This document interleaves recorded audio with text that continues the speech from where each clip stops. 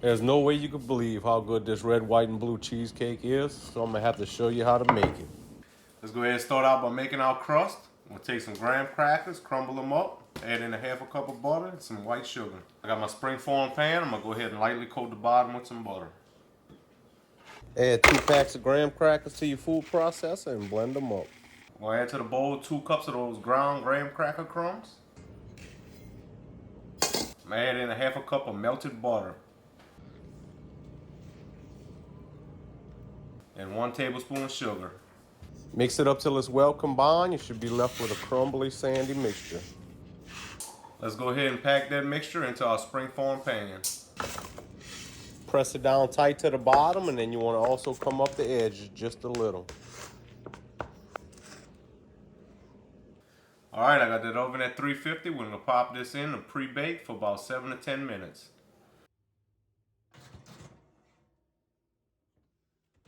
Now let's go on to make the filling for the cheesecake.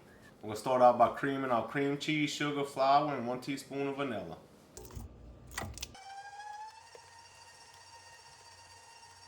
We got our eggs up to room temperature. You want to add in your eggs one at a time. Let them beat about 30 seconds in between.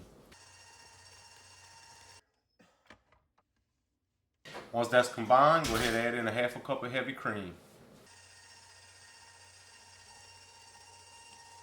So we're going to be cooking this in a water bath. Sometimes these springform pans, they like to leak, so let me show you what to do. Got some of these extra large cooking bags.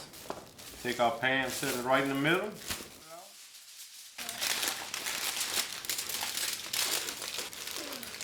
The foil is pretty much just to hold the bag in place. I would just trim the edges of that bag off. Now we'll go ahead and add that cheesecake filling.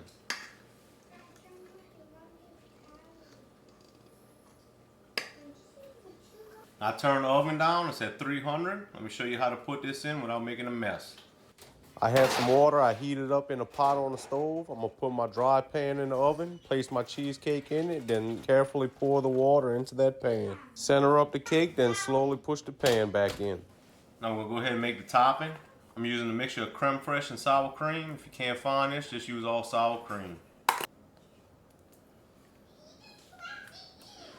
2 tablespoons of sugar. And a half a teaspoon of vanilla. Just go ahead and mix this up well. I'm going to save this whenever we got about 15 minutes left to that cheesecake. We're going to add this on top. Okay, we got our cheesecake out the oven. Let's go ahead and take the foil and the plastic off. We're going to need to let it cool on this wire rack for a few hours.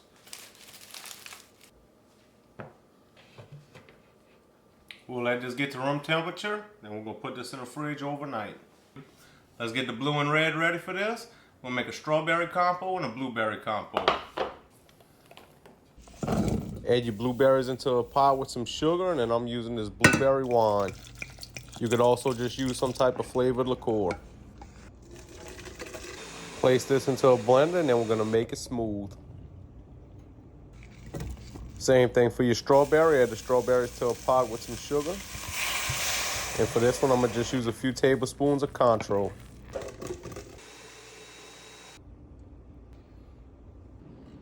Now, I didn't really have time to let this compote set and cool, so it came out a little splotchy, but hey, I kind of liked it like this. Boudreaux's Backyard, happy 4th of July, and if you need this recipe, it'll be on my website. Might be the best I ever had.